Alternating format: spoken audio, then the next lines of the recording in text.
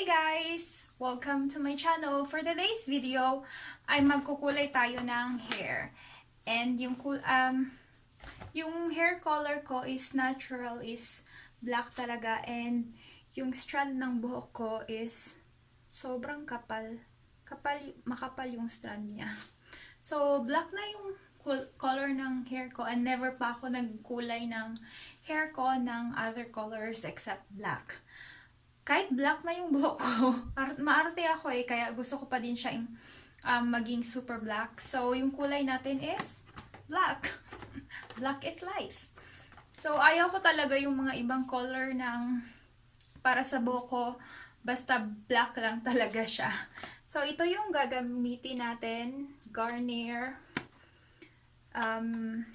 Nourishing Color Cream with enchanting black. So, mag-i-enchanting yung hair ko mamaya. Charot. So, ito yung gagamitin natin, guys. So, inside. And, yung suot ko pala is ito yung lagi kong sinusuot kapag nagkukulay ako ng hair para yung mga tinta dyan na siya.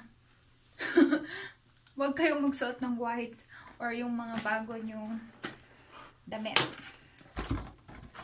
So, inside, merong cream developer. So, ito yung A. Cream developer. And then, meron din manual. Pero hindi na ako nagbabasa. Kasi, alam ko na yan. Tapos, ito naman is yung Set B Nourishing Color Cream. So, ito yung magpapakulay sa hair natin, which is black. And then, I think ito yung C, which is the serum, para hindi mag-dry yung hair mo. So, para siyang oil. And then, lastly is this conditioner. So, last mo na to siya ilagay.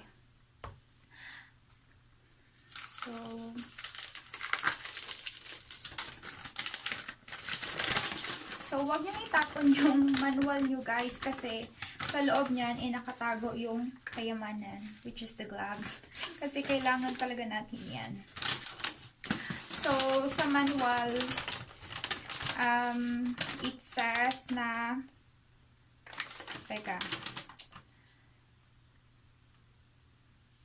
ibababad mo siya ng 25 minutes. Pero ako, matigas yung ulo ko. Hindi ako nagka 25 minutes lang. Pinababad ko talaga siya ng 1 hour. Kasi kapag 25 minutes lang, kulang siya. As in, tapos kapag yung maliligo ka na, yung kulay niya, nawawash out. So, wina 1 hour ko talaga yan. Hindi naman siya nakakasama kasi lagi ko siyang ginagawa. So, etong A, and then B, at saka C. So, ihalo lang natin, guys. So, na-mix ko na yung A, B, and C dito sa set A. And then, i-shake mo lang siya. And then, hintayin mo na medyo mag-change color na siya. Kasi white kasi yung color nila kanina. Noon. So, wait mo lang na mag-change siya like darker color. And then, shake well. And then, remove this on the top. Tapos, pwede mo na siyang i-apply. So, make sure na may suot kayong gloves.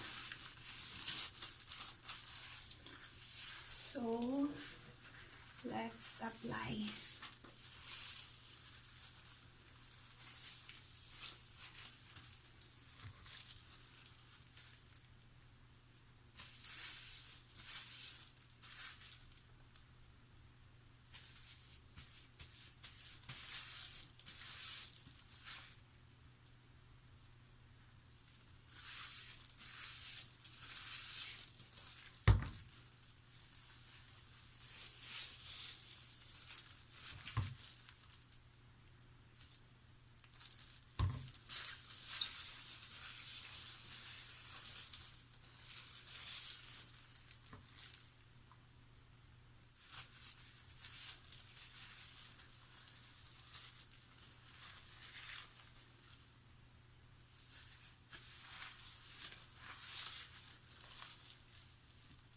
Guys, tapos ko nang ilagay lahat sa buhok ko yung hair color. And sobrang messy ko talaga. Pero mawawala naman yan later. So, just put clip on your hair. Put it up. So, maglagay lang tayo ng clip.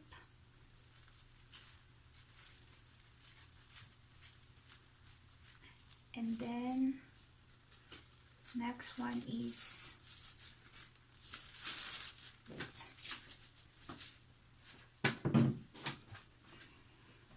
It's the cling wrap. So, babalutin natin ang cling wrap para pasok sa banga. Pasok sa banga.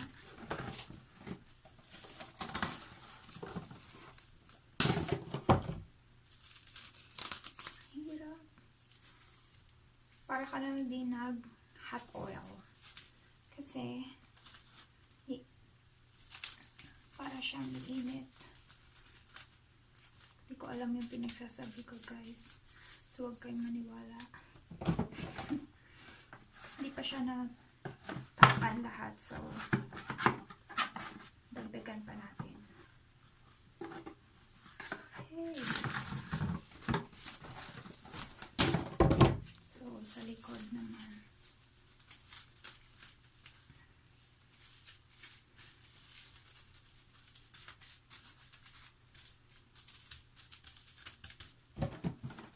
Maybe isa.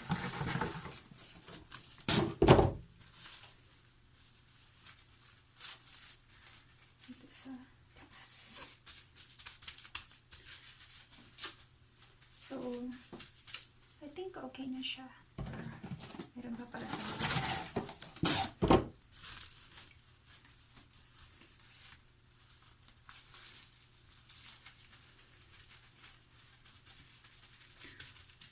So, it's done.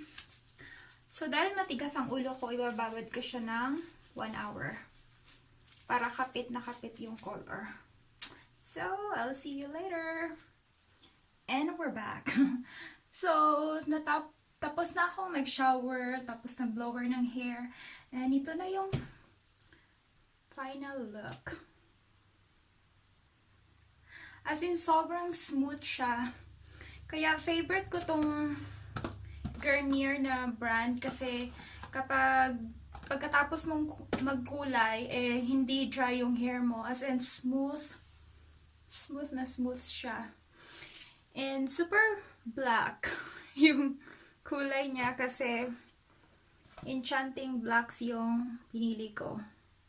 Gusto ko talaga yung super black. So, I am super happy. So, binabad ko siya ng 1 hour. Matigas yung ulo ko eh.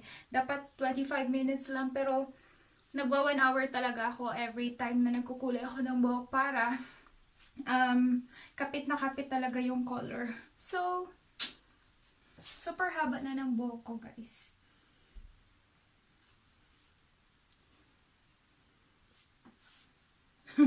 Pwede na ako mag-model ng Garnier.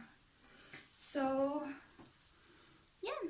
Super happy ako sa result. Well, lagi ko naman itong ginagawa. So, kapag nagtatanong kayo kung how many times ako nagkukulay in a month or whatever.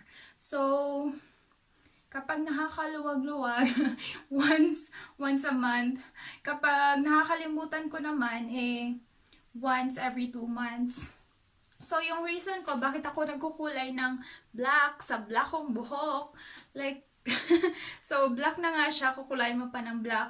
Kasi, guys, yung, di ba meron tayong mga split end minsan, split ends. So, kapag kinukulayan ko ng black yung buhok ko, eh, nawawala yung mga split ends. Kasi yung asawa ko, ayaw niya ng pinuputulan ko yung buhok ko. So, kukulayan ko na lang siya. And kapag nagko-color kasi ako ng black, eh, mas nai-enhance niya yung hair ko. Maganda naman daw kasi yung, maganda naman daw kasi, sabi nila maganda na daw yung hair ko. Kahit noon pa. Pero yun lang, ini-enhance ko lang siya ng by coloring black. Tapos, rebonded itong buhok ko. Pero this year, or last year pala, last year ako na yung nag-rebond ng sarili kong buhok. Kasi dito sa USA, super mahal. Kaya ako na yung nag-rebond ng buhok ko. And, kapag mag-rebond ako next time, i-vlog ko din yun. Kasi super dali lang niya and super worth it. Kapag marunong ka lang mag-plancha, as in makakatipid ka talaga. So, yeah, I love Garnier hair color. So, thank you so much for watching, guys, and I'm gonna see you on my next vlog. Bye!